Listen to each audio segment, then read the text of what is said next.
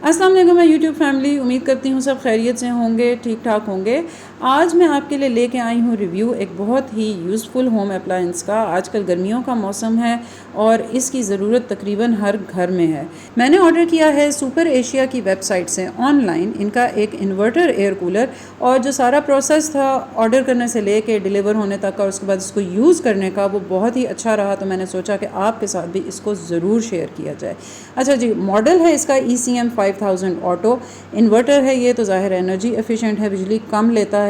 Smart touch इसका panel है, इसमें रिमोट कंट्रोल है। उसके अलावा इसके साथ 6 आइस पैक्स भी हैं, और ये जो सारे स्पेक्स हैं इसके बॉक्स पे ही आपको लिखे नज़र आ जाएंगे। उसके अलावा ये कितने वॉल्ट्स वगैरह यूज़ करता है, इसकी डायमेंशंस क्या हैं, इसका वेट वगैरह क्या है, वो भी सब इसके बॉक्स पे आपको लिखा हुआ नज़र आ रहा होगा। तो चलें अब कूलर को देखते हैं और उसके यूजेज को देखते हैं कि इसको यूज़ किस तरह करना है।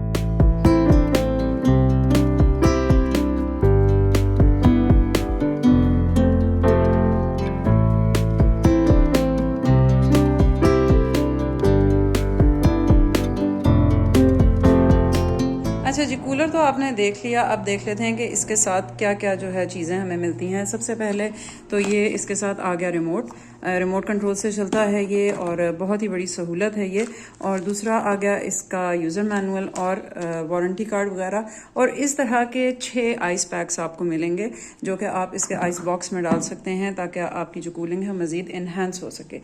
अच्छा जी, उसके बाद ये आ जाता है इसका टच पैनल। सब कुछ आप इसका टच पैनल से कंट्रोल कर सकते हैं या इस रिमोट से कंट्रोल कर सकते हैं।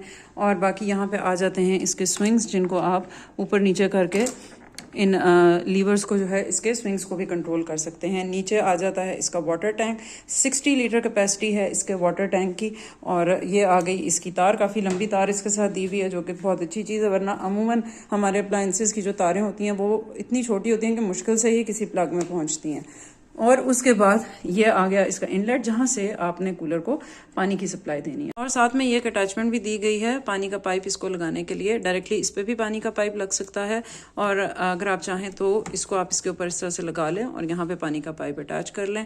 तो सबसे पहला काम तो है इसमें पानी भरने का, तो इसको मैं फिलअप कर लेती हूँ पानी से।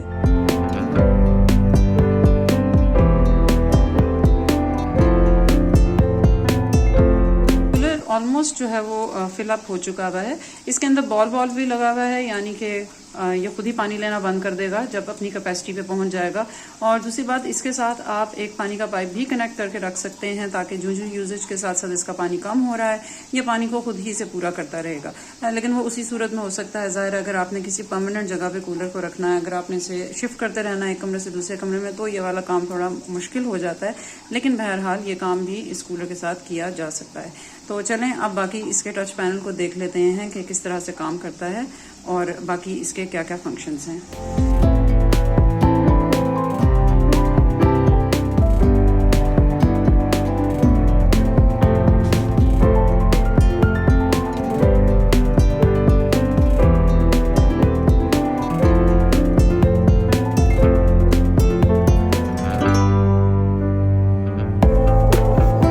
अच्छा जी, कूलर को प्लग इन कर लिया मैंने, और यहाँ पे इसके जो आइस पैक्स हैं जिनको फ्रीज कर लिया हुआ था मैंने, वो भी इसके अंदर डाल दिए हैं। अब यहाँ पे है पावर बटन, जिसकी लाइट ऑन हो गई है क्योंकि प्लग इन किया हुआ हमने इसको।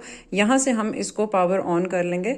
उसके बाद यहाँ पे आपको फ़ैन की स्पीड्स नज़र आ रही होंगी, प्लस और माइनस 7 स्पीड्स हैं इसके अंदर। आप अपनी डिज़ायर्ड स्पीड पे इसको चला सकते हैं। ये इसका स्विंग ऑप्शन है जो कि इसके अंदर वाले स्विंग्स को मूव करेगा। और यहाँ पे इसमें टाइमर भी है जो कि आप सेट कर सकते हैं जब आप चाहते हैं कूलर बंद हो जाए। और ये इसका ऑप्शन है इसकी मोटर को ऑन और ऑफ करने का, जो पानी वाली है, ठीक है। तो इसको पावर ऑन कर लेते हैं। इस तरह से ये पावर ऑन हो गया, और उसके बाद ये स्पीड्स लिखी आ रही हैं। यहाँ पे फ़ैन स्पीड लिखी आ रही है, और जो ये एरिया है वो टाइमर का है। तो फ़ैन स्पीड अभी मैंने 3 पे रखी हुई है। आप ज़्यादा करना चाहें तो आप इसको प्रेस करते जाएंगे और ये 7 पे इसकी फुल स्पीड हो जाएगी।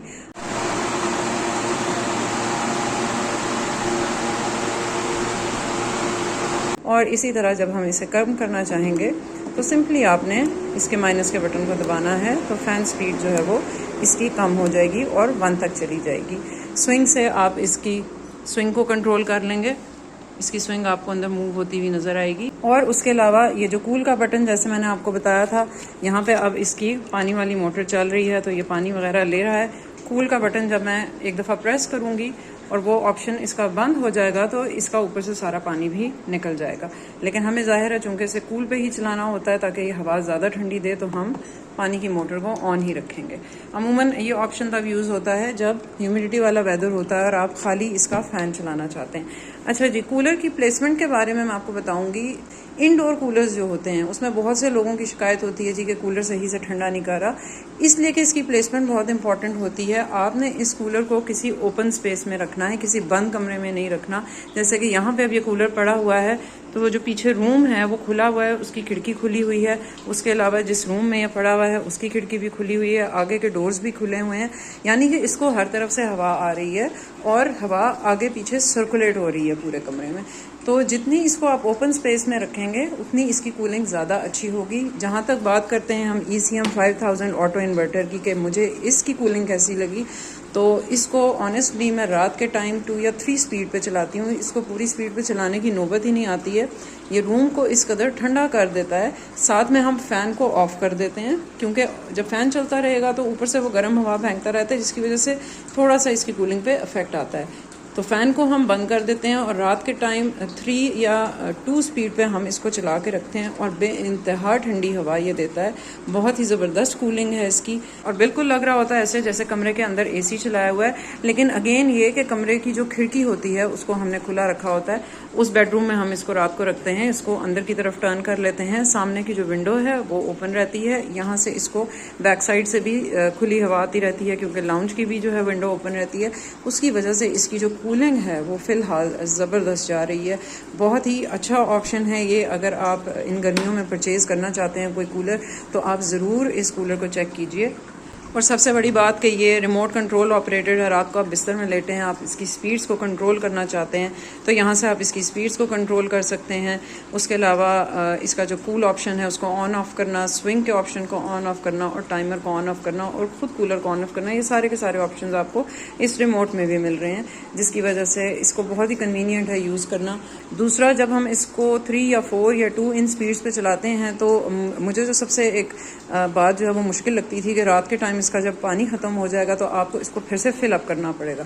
लेकिन 2 और 3 स्पीड पे, इवन 4 स्पीड पे भी जब रात को हम इसको एक दफ़ा फिल अप इसके वाटर टैंक को कर लेते हैं इसकी फुल कैपेसिटी पे, तो ये सुबह तक उसी वाटर को यूज़ करता है क्योंकि स्पीड इसकी कम होती है तो पानी इतनी तेज़ी में ये ख़त्म नहीं करता।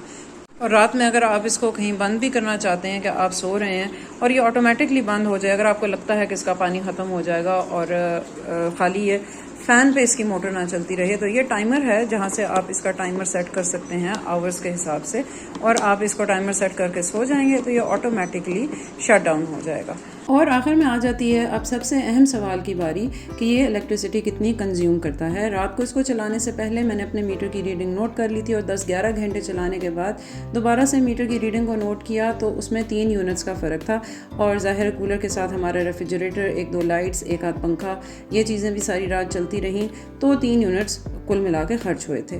ओवरऑल अगर इस कूलर की बात की जाए तो इसकी परफॉर्मेंस बहुत ज़बरदस्त है। AC के मुकाबले में ज़ाहिर है एक बहुत अच्छी रिप्लेसमेंट है, कम इलेक्ट्रिसिटी यूज़ करता है और इसकी जो कूलिंग है सबसे बड़ी बात वो AC के मुकाबले की है, जब तक कि ये बग़ैर ह्यूमिडिटी वाला वेदर चल रहा है। तो जी ये तो था मेरा रिव्यू सुपर एशिया की इस रीसेंट परचेज़ का जो मैंने की है। उम्मीद करती हूँ आप में से कई लोग जो कूलर को परचेज़ करना चाह रहे हैं उनके लिए वीडियो काफ़ी हेल्पफुल साबित होगी। कमेंट सेक्शन में मुझे ज़रूर बताइएगा आपको ये वीडियो कैसी लगी और कोई क्वेश्चंस हो तो वो भी आप वहाँ पे पूछ सकते हैं। दुआ में याद रखें, अपना बहुत सारा ख्याल रखें। अल्लाह हाफिज़।